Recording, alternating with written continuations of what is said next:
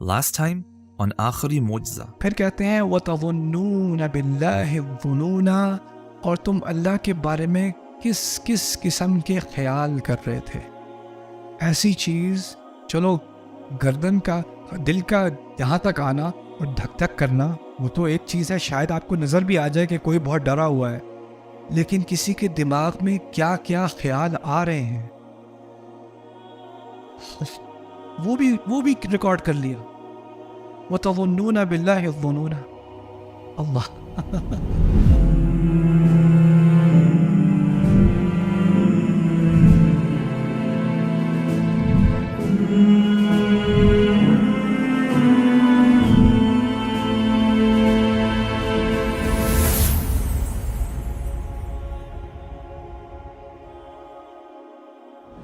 بسم اللہ والصلاۃ والسلام علی رسول اللہ وعلی آلہ وصحبہ اجمعین. آج ہم پچھلے سیکشن کو مکمل کرنے کے لیے ایک چھوٹی سی چیز کا اضافہ کریں گے اور پھر آگے چلیں گے. آج کا section it's really beautiful, very exciting. اللہ تعالیٰ کے لیے ہم کا لفظ استعمال ہوا ہے قرآن میں. آپ کو معلوم ہوگا ہم نے بنایا، ہم نے کیا، ہم نے پانی نازل کیا، رائٹ. اور میں کا لفظ بھی استعمال ہوا ہے، انا. ہم کا لفظ ہے نحنو. ہم دعا کرتے ہیں انتا، آپ، یا اگر ہم محبت میں کہیں تو تو ہی میرا رب ہے، انتا. ہوا کا لفظ بھی استعمال ہوا ہے، انہو هو الغفور الرحیم. وہ تو جو پروناؤنس کو ضمائر ہی کہتے ہیں نا اردو میں، ضمیر کہتے ہیں. تو ایک ہے متکلم کی، میں اور ہم دونوں استعمال ہوئے ہیں، یعنی واحد بھی استعمال ہوا ہے اور جمع بھی استعمال ہوا ہے.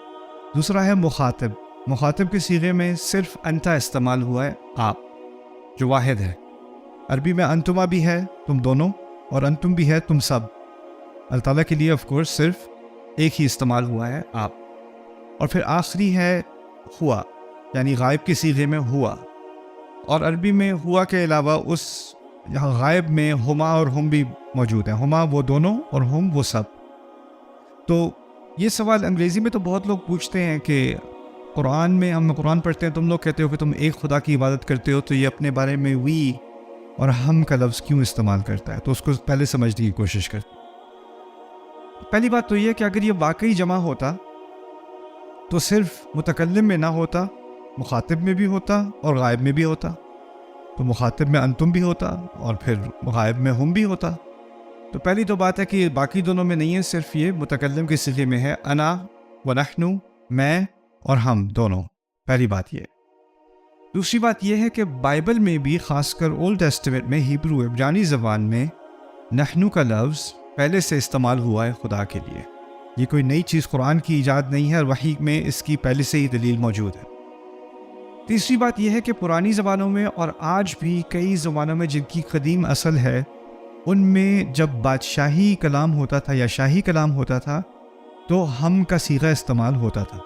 جیسے کوئی بادشاہ کہے میں نے فیصلہ کیا ہے، تو وہ یہ نہیں کہتا تھا میں نے فیصلہ کیا ہے، کہتا تھا ہم نے فیصلہ کیا ہے. نوابی انداز میں لوگ ابھی بھی کہہ دیتے ہیں ہم آ گئے. بلکہ ہم تو مخاطب کے لیے بھی کبھی کبھی جمع استعمال کر لیتے ہیں. آپ کو جمع بھی سمجھا جا سکتا ہے، آپ آ گئے، آپ جا رہے ہیں، ایک ہی شخص ہے، لیکن ہم آپ کا لفظ بھی استعمال کر لیتے ہیں، رائٹ.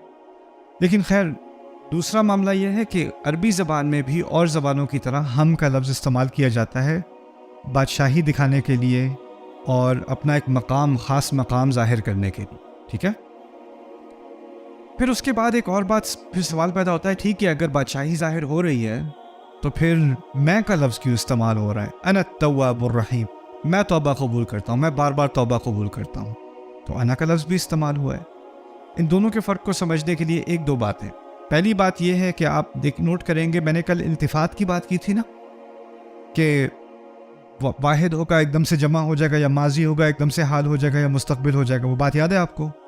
اسی طرح کبھی کبھی اللہ تعالیٰ اپنے بارے میں بات کر رہے ہوں گے اور وہ کا لفظ استعمال کریں گے جو غائب میں ہے، وہ.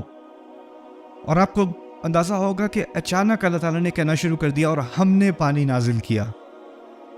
اللہ تعالیٰ کے بارے میں بات ہو رہی تھی، وہ یہ کرتا ہے، وہ یہ کرتا ہے، وہ یہ کرتا ہے، اور ہم پانی نازل کرتے ہیں، ہم بارش بھیجتے ہیں. تو ہم کا لفظ کئی مقامات پر جب پانی کا ذکر آتا ہے تو ہم کا ذکر آ جاتا ہے. یعنی اللہ تعالیٰ کی شہنشاہی کی ایک خاص علامت کیا ہے؟ پانی. اور شاید اس کی طرف اشارہ اللہ تعالیٰ نے خود بھی کیا ہے، کان عرشہ علی الماء، اس کا عرش پانی پر ہے، اس کا عرش پانی کے اوپر ہے. یہاں بھی اس دنیا میں کہہ دیا اللہ تعالیٰ کی خلاقی کی سب سے بڑی علامت اس دنیا میں حیات ہے، زندگی ہے. اور اس کے بارے میں کہا وجعلنا من الماء کل شیء حی، ہر چیز جو زندہ ہے وہ ہم نے پانی سے بنائی، پانی میں سے بنائی. تو پانی کا ایک خاص تعلق ہے اللہ تعالیٰ کی بادشاہت سے. ٹھیک ہے. دوسری چیز اس کے معاملے میں جو سمجھنی چاہیے وہ یہ ہے کہ التفات میں یہ ہوتا ہے کہ اگر آپ ہوا میں بات کر رہے ہو نا تو اس کا مقصد ہوتا ہے کسی اور کے فائدے کے لیے بات کرنا. جیسے اللہ تعالیٰ یہ بھی سوال پیدا ہوتا ہے اگر اللہ تعالیٰ خود بات کر رہے ہیں تو ہوا کیوں استعمال کر رہے ہیں؟ آپ اپنے بارے میں بات کر رہے ہیں، میں اپنے بارے میں بات کر رہا ہوں. میں یہ نہیں کہوں گا نعمان کل تھک گیا تھا، نعمان نے کل کھانا کھایا. That's weird. اس کو آج دیر ہو گئی، وہ کہوں مجھے دیر ہو گئی. میں اپنے بارے میں بات کر رہا ہوں، میں کا لفظ استعمال کروں گا. زیادہ سے زیادہ مجھے اگر زیادہ اپنی شہنشاہی کا خیال ہوا تو میں ہم استعمال کر لوں گا. ہم دیر سے پہنچ گئے، ہم تشریف لے آئے ہیں. لیکن میں یہاں کھڑے ہو کے یہ تو نہیں کہوں گا نا وہ آ گئے، یہ تو نہیں کہوں گا میں. لیکن اللہ تعالیٰ کا کلام ہے قرآن، لیکن قرآن میں وہ کہہ رہے ہیں الرحمن علم القرآن، رحمان نے قرآن سکھایا. کس کا کلام ہے یہ؟ اللہ تعالیٰ کا کلام ہے. تو توقع تو یہ تھی میں نے قرآن سکھایا، ہم نے قرآن سکھایا. لیکن اللہ تعالیٰ کیا کہہ رہے ہیں؟ الرحمن نے قرآن سکھایا. تو اس کا کیا فائدہ ہے کہ اللہ تعالیٰ نے اب خود کلام کرتے ہوئے بھی اپنے بارے میں بات کی، جیسے وہ خود سے نہیں بات کر رہے، اپنے بارے میں بات کر رہے ہیں. انا اور نحنو کے استعمال، میں اور ہم کے استعمال کے بغیر. تو نحنو کی طرف سے ہم آخر میں آئیں گے ابھی اور انا کی طرف، لیکن پہلے اس بات کو سمجھ لیں. اللہ تعالیٰ نے قرآن میں خود ہی کہا ہے کہ ذکر بالقرآن، قرآن کے ذریعے سے یاد دہانی کراؤ، قرآن کے ذریعے سے ایک دوسرے کو نصیحت کرو. یہ الفاظ اور پھر بولنے میں اور سکھانے میں بہت فرق ہوتا ہے، بہت زیادہ فرق ہوتا ہے. اگر میں آپ سے بات کر رہا ہوں نا تو میرا سارا مقصد کیا ہے؟ میرے دل میں کوئی بات ہے، میرے دماغ میں کوئی چیز ہے، میں وہ بس نکالنا چاہ رہا ہوں. لیکن جب سکھا رہا ہوتا ہوں نا تو مجھے اپنی فکر نہیں ہوتی، اپنی سوچ کی فکر نہیں ہوتی. مجھے تو وہ بات پتہ ہے، میں ایک جملے میں کہہ دوں. جب میں سکھا رہا ہوتا ہوں تو میں سوچتا ہوں میں یہ کیسے بات کروں کہ آپ کا فائدہ ہو جائے، آپ کو بات سمجھ میں آ جائے. یعنی بات کرتے ہوئے سارا فوکس میرا اپنا ہوتا ہے، میرے اوپر ہوتا ہے. سکھاتے وقت ٹیچر کا فوکس کس پہ ہوتا ہے؟ اسٹوڈنٹ پہ ہوتا ہے، شاگرد پہ ہوتا ہے نا. اللہ تعالیٰ نے قرآن میں کہا ہے علم القرآن، قرآن اس نے سکھایا، قرآن سکھایا. سکھانے میں سارا فوکس، اسلوب کلام، کیسے بات کی جائے، کیا مثال دی جائے، جملے کو کیسے بولا جائے، پہلے کیا بات کی جائے، بعد میں کیا بات کی جائے. کریکولم ہوتا ہے نا. یہ کریکولم کا لحاظ کون کرتا ہے؟ استاد جو پڑھا رہا ہوتا ہے. اللہ تعالیٰ معلم ہے قرآن میں، علم القرآن. تو اس نے جو بات کی ہمارے رب نے ہوا کے صیغے میں، اور پھر کہا یہ میں تمہیں یہ اس لیے سکھا رہا ہوں کہ اس کے ذریعے سے تم اوروں کو یاد دہانی کراؤ. تو فرض کریں کوئی بہت ہی مایوس ہے، مجھ سے اتنی بڑی غلطی ہو گئی ہے، اللہ مجھے کبھی معاف نہیں کرے گا، اللہ مجھے کبھی معاف نہیں کرے گا. آپ اس کے پاس جا کے اس کے کندھے پہ ہاتھ رکھ کے کہو کوئی بات نہیں، انا غفور الرحیم، میں معاف کرنے والا ہوں. لیکن آپ کو کوٹ کرنا پڑے گا، اللہ تعالیٰ کہتے ہیں کوٹ میں معاف کرنے والا ہوں. لیکن اب اللہ تعالیٰ نے کیا آسان کر دیا؟ واللہ غفور الرحیم، اللہ معاف کرنے والا ہے. یعنی آپ نے وہ آیت وہاں سے لی اور بغیر کوٹ میں ڈالے، بغیر اس کے ساتھ کوئی تبدیلی لائے، فوراً ایسے ہی سامنے رکھ دی اور کہہ دیا دیکھو یاد رکھنا واللہ غفور الرحیم. ٹھیک ہے نا. تو ایک دوسرے کو یاد دہانی کرانے کے لیے کئی مرتبہ اللہ تعالیٰ نے ایسا اسلوب اور ایسا محاورہ استعمال کیا ہے کہ میں اس کا ایسے فائدہ کر سکوں کہ اس کو کوٹ میں ڈالنے کے بجائے وہ میری زبان سے ایسے ہی نکل آئے اور میری بات کا حصہ بن جائے اور اس کا کسی کو فوراً فائدہ ہو جائے. شاید اسی بات کی طرف اشارہ ہے اس الفاظ میں وَلَقَدْ يَسَّرْنَا الْقُرْآنَ لِلذِّكْرِ، ہم نے قرآن تذکیر کے لیے، یاد رکھنے کے لیے، یاد کرانے کے لیے، ذکر کرنے کے لیے، کسی کی یاد دہانی کرانے کے لیے آسان کر دیا. وَلَقَدْ يَسَّرْنَا الْقُرْآنَ لِلذِّكْرِ. اچھا پھر اب آتے ہیں، یہ سوال پھر آخری پیدا ہوتا ہے کہ پھر نحنو اور انا میں کیا فرق ہے قرآن میں؟ نحنو تو استعمال کیا میں نے کہا بادشاہت دکھانے کے لیے، تو پھر انا کیوں استعمال کیا؟ انا استعمال ہوتا ہے دو مقامات پر. آپ کہیں بھی قرآن میں انا دیکھیں گے نا، میں، تو آپ کو دو طرح کے سیاق ملیں گے، دو طرح کے کانٹیکسٹ آپ کو ملیں گے. ایک آپ کو ملے گا کہ اللہ تعالیٰ کی بہت ہی زیادہ محبت، بہت ہی زیادہ رحمت، بہت ہی خاص اہتمام، وہاں پر آپ کو انا مل جائے گا. ٹھیک ہے؟ جیسے فرض کریں اللہ تعالیٰ نے سورۃ الفرقان میں بہت بڑے بڑے گناہوں کا ذکر کیا ہے، اور مقامات پر بھی. جب وہاں بڑے بڑے مقامات کا ذکر کیا ہے اور کہا ہے کہ زنا نہیں کرتے اور قتل نہیں کرتے، یا لا يقتلون النفس التي حرم الله ولا يقتلون النفس التي حرم الله الا بالحق ولا يزنون ومن يفعل ذلك يلقى اثاما. جس نے یہ کچھ کیا اس کے اوپر تو بہت بڑی پینلٹی آئے گی. یضاعف له العذاب یوم القیامہ، اس کے اوپر تو عذاب جو ہے وہ کئی گنا زیادہ بڑھایا چلا جائے گا. وَيَخْلُدْ فِيهِ مُهَانًا، اور اس عذاب میں وہ رہے گا اہانت کے ساتھ. اور پھر اس کے بعد کہا إِلَّا مَنْ تَابَ وَآمَنَ وَعَمِلَ عَمَلًا صَالِحًا فَأُولَٰئِكَ يُبَدِّلُ اللَّهُ سَيِّئَاتِهِمْ حَسَنَاتٍ وَكَانَ اللَّهُ غَفُورًا رَحِيمًا. کہ اس کے بعد اگر اللہ نے اس سوائے ان لوگوں کے جنہوں نے توبہ کی اور اپنا ایمان کو دوبارہ بحال کیا، ان کی توبہ اللہ تعالیٰ قبول کرے گا. اور مقامات پر جب توبہ کے بارے میں بات کرتے ہیں نا، اللہ تعالیٰ وہ نہیں کہتے ہم توبہ قبول کرنے والے، وہ توبہ قبول کرنے والے.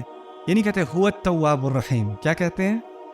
انا التواب الرحیم، انا فاولئک اتوب علیہم، میں ان کی توبہ قبول کروں گا، میں ہوں بار بار توبہ قبول کرنے والا. تو توبہ کا ایک خاص تعلق ہے نہ ہوا کے ساتھ، نہ نحنو کے ساتھ، انا کے ساتھ. اللہ تعالیٰ کی ذات میں انا کے ساتھ توبہ کا تعلق ہے. کیوں؟ اور توبہ کا اور مغفرت کا فرق کیا ہے؟ اللہ نے توبہ قبول کر لی، اس کا مطلب ہے اللہ نے کیا کیا؟ معاف کر دیا. لیکن توبہ کے بارے میں اللہ نے کہا ہے فَأُولَٰئِكَ يُبَدِّلُ اللَّهُ سَيِّئَاتِهِمْ حَسَنَاتٍ. مغفرت کہتے ہیں، اصل میں مغفرہ کا لفظ عربی میں مغفر سے نکلا ہے. مغفر ہیلمٹ کو کہتے ہیں. جو فوجی نہیں پہنتے پرانے زمانے میں اپنے سر کی حفاظت کے لیے، اس کو مغفر کہا جاتا ہے. غفار عربی میں، پرانی عربی میں عورتوں کی چادر کو بھی غفار کہتے تھے کیونکہ وہ ڈھکتی ہے. مغفرت سے مراد ہے کہ فرض کریں یہ میرے گناہ ہیں اور قیامت کے دن اللہ تعالیٰ نے ان کو ڈھک دیا. آپ لوگ دیکھ رہے ہو کہ یہاں پہ کچھ ہے لیکن آپ کو پتہ نہیں کیا ہے. میری عزت بچ گئی کیونکہ یہ ڈھکا ہوا ہے. یہ ہے مغفرت، اس کو کہتے ہیں مغفرت. ایک اس سے آگے درجہ ہے، وہ ہے تکفیر کا. کفر عنا سیئاتنا. تو تکفیر السیئات یہ بھی قرآن میں استعمال ہوا ہے. وہ کیا ہے؟ کسی چیز کو دفنا دینا. تو ایک تو ہے قیامت کے دن مجھے نظر آ رہا ہے کہ یہاں کچھ ہے لیکن اللہ کا شکر ہے کہ وہ کیا ہے؟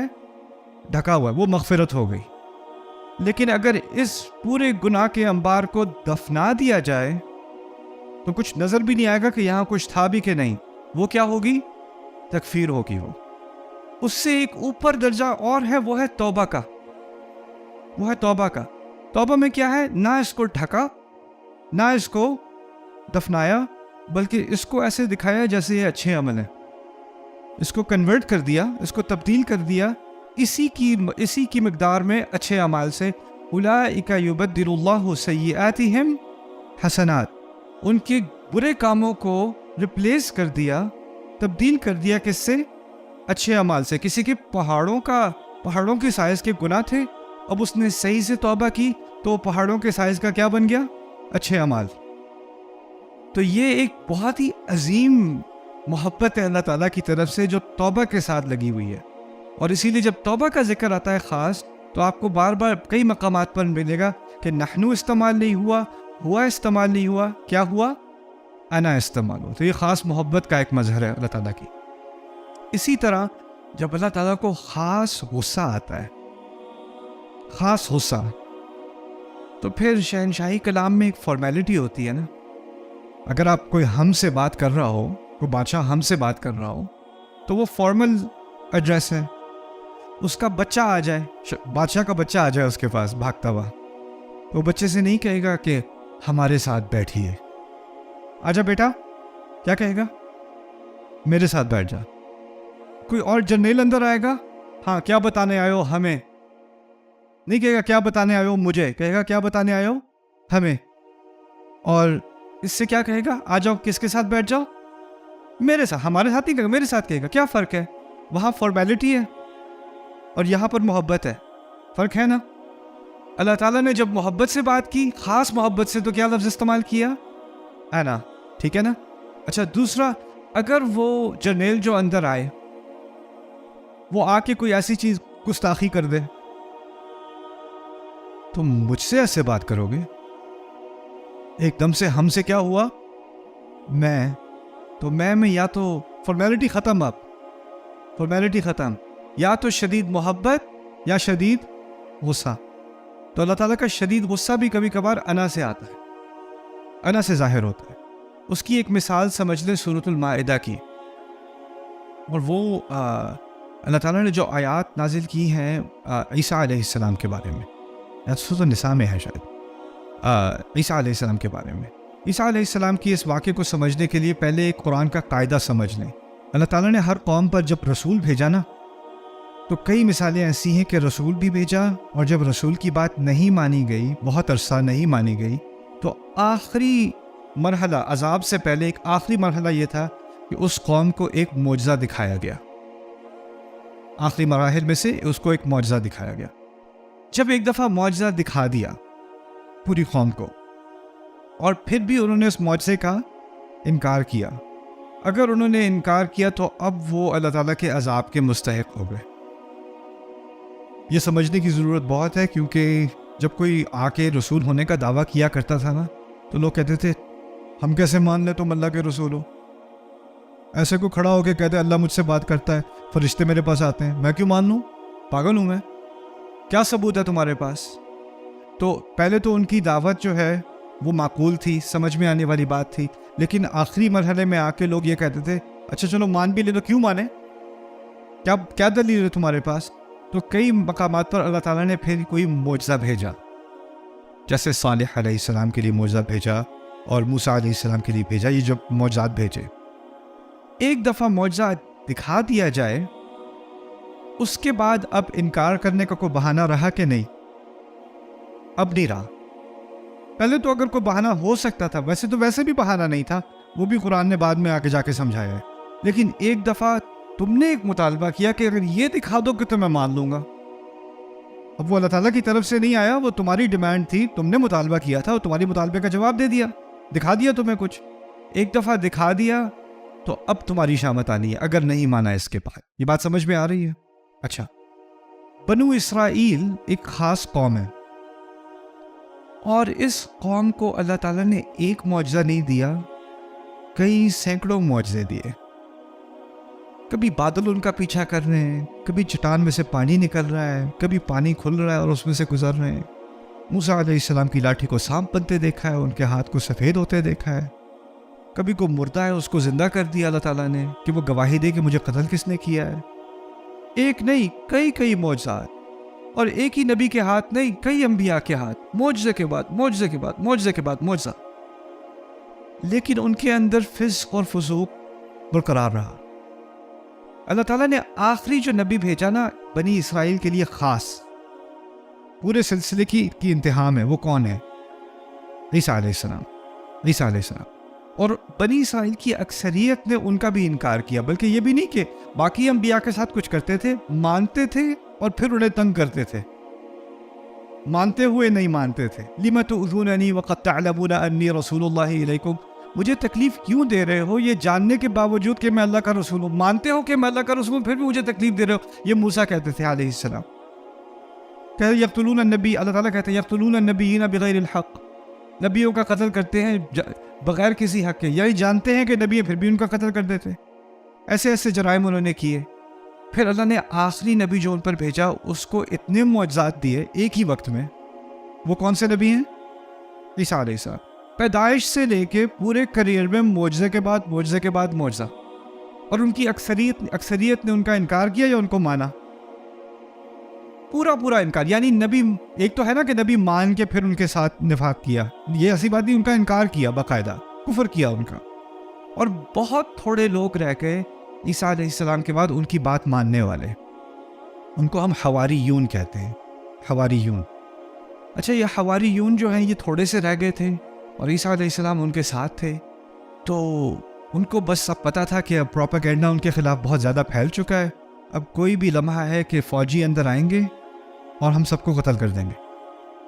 جب اتنے سیریس سچویشن میں وہ تھے تو اپنے دل کی تسلی کے لیے انہوں نے اللہ تعالیٰ عیسیٰ علیہ السلام سے ایک مطالبہ کیا، ایک درخواست کی، اور کہا ایسا ہو سکتا ہے کہ آپ ہمیں آسمان سے کھانا بھجوا دیں، مائدۃ من السماء، تو کیوں بھیج دیں کہ ہمیں کچھ خوشی کا ایک اللہ تعالیٰ کی طرف سے ایک علامت آ گئی کہ ہماری یہ قربانی اور آپ کے ساتھ جو ہم نے وفاداری دکھائی ہے یہ اللہ تعالیٰ کو قبول ہے، اور یہ ایک ہو سکتا ہے کہ ایک جنت کا تھوڑا سا ذائقہ پہلے مل جائے کہ جنت تو آئے گی لیکن ابھی تھوڑا سا پریویو مل گیا ہمیں نا۔ تو انہوں نے درخواست کی عیسیٰ علیہ السلام سے۔ عیسیٰ علیہ السلام کی یہ درخواست، وہ بھی ڈر گئے کہ کیا مانگ رہے ہو، کیا مانگ رہے ہو، کیوں کہہ رہے تھے؟ دو باتیں ہیں، ایک ہے کہ پہلی بات کہ جو معجزے مانگنے کی عادت ہے وہ کس کی ہے؟ وہ کفار کی ہے، وہ کافروں کی عادت ہے۔ دوسرا، وہ آخری نبی ہیں بنی اسرائیل کے، اور بنی اسرائیل کو کوئی ایک معجزہ دکھایا کہ سینکڑوں دکھائے ہیں، سینکڑوں، اور پھر عیسیٰ علیہ السلام خود کتنے معجزے دکھا چکے ہیں۔ تو لسٹ تو بہت لمبی، لیکن انہوں نے پوچھ لیا، کہہ دیا کہ دکھا دیں جی۔ تو اللہ تعالیٰ نے درمیان میں اعتراض کر کے اللہ تعالیٰ نے خود اپنا کلام عیسیٰ علیہ السلام کو بھیجا ان کو بتانے کے لیے، اور کہا انی منزلھا الیکم، اب میں بھیج رہا ہوں جو تم نے مانگا میں بھیج رہا ہوں، لیکن اگر اس کے بعد کسی نے کفر کیا، اب الفاظ سننا، فانی، بے شک میں، ہم نہیں، میں نے کے بارے میں کیا کہا تھا؟ یا تو شدید غصہ یا شدید محبت۔ اب سننا، انی، بے شک میں، اعذبہ، میں ایسا عذاب دوں گا اسے، عذاباً یہ توکید کے لیے لایا گیا، میں ایسا شدید عذاب دوں گا اسے، لا اعذبہ، جیسا عذاب میں نے احدا من العالمین، کسی ایک کو تمام جہانوں میں، تمام اقوام میں، تمام تاریخ میں، تمام انسانیت میں کبھی کسی کو ایسا عذاب نہیں دیا ہوگا، ایسا عذاب میں اسے دوں گا۔ انی اعذبہ عذابا لا اعذبہ احدا من العالمین۔ سبحان اللہ۔ یہ کیوں؟ کیونکہ انہوں نے کیا مانگا؟ معجزہ۔ پھر یہ نہیں کہا کہ معجزہ مانگا ہے تو عذاب ملے گا، اگر اس معجزے کے بعد کفر کیا تو بس پھر دیکھ لو۔ یہ ہے مائدہ کے بارے میں بات۔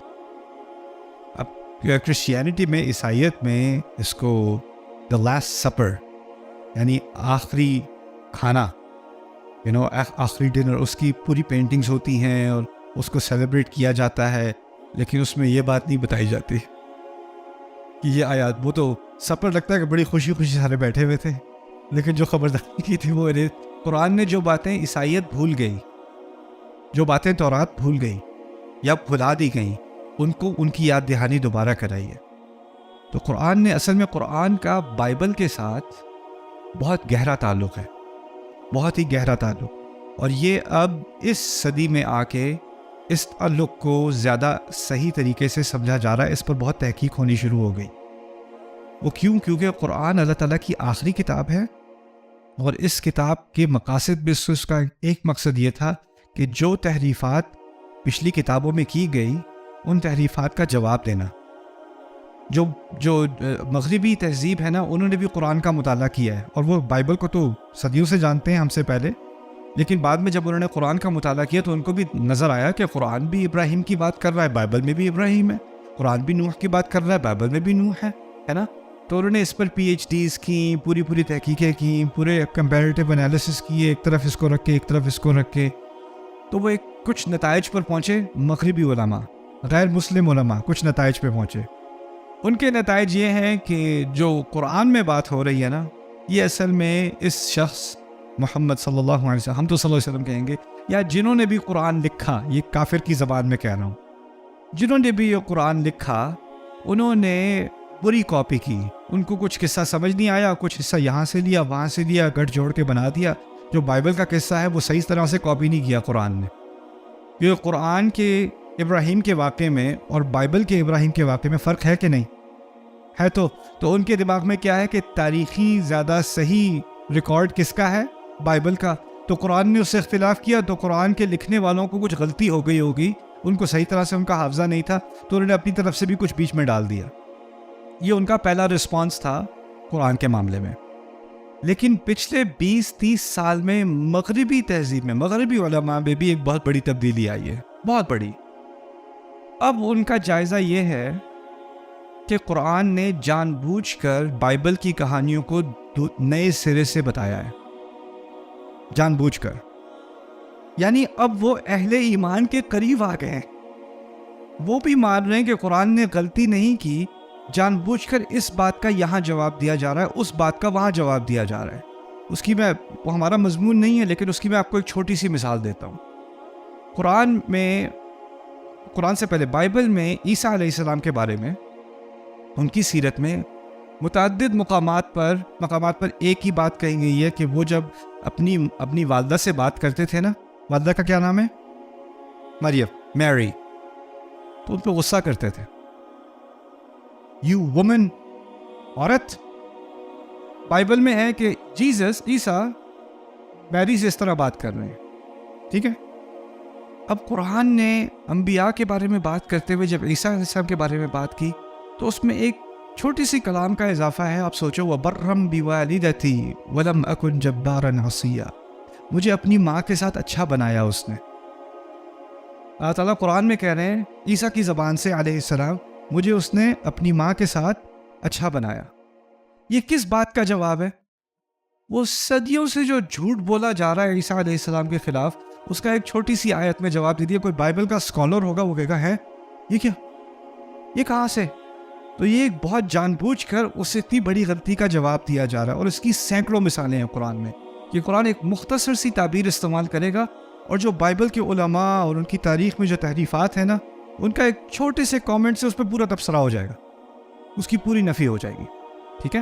تو اس پہ بھی انشاءاللہ کبھی کچھ باتیں سمجھ لاؤں گا۔ میری جو انگلش میں سیریز ہے سورہ یوسف پر، اس پہ ہم نے، کیونکہ سورہ یوسف کے قصے میں قرآن میں بہت سارے سینز ہیں نا، پہلا سین بچے اور باپ کے درمیان ہے، پھر ایک سین بھائیوں کا ہے، پھر اور سین ہے، تو ہر سین کا ہم نے تفصیلی مطالعہ کیا تفاسیر سے اور تدبر سے، اور جب بھی ایک سین مکمل ہوا تو ہم نے Hebrew Bible, original Hebrew Bible کا مطالعہ کر کے اس کا ایک آیت کا کمپیریزن کیا کہ بائبل کیا کہہ رہی ہے، قرآن کیا کہہ رہا ہے، بائبل کیا کہہ رہی ہے، قرآن نے اس کا کیسے جواب دیا ہے، کیسے اس سے اختلاف کیا ہے۔ اس میں بہت ساری دلچسپ معلومات سامنے آئیں، یہاں تک کہ عیسائیت کے اور کچھ ریبائز وغیرہ بھی اور پروفیسرز وغیرہ بھی جو غیر مسلم ہیں، انہوں نے اس سیریز سے فائدہ اٹھایا، انہوں نے ہمیں کافی سارے سوال بھیجے۔ اللہ تعالیٰ ان کو سب کو ہدایت دے۔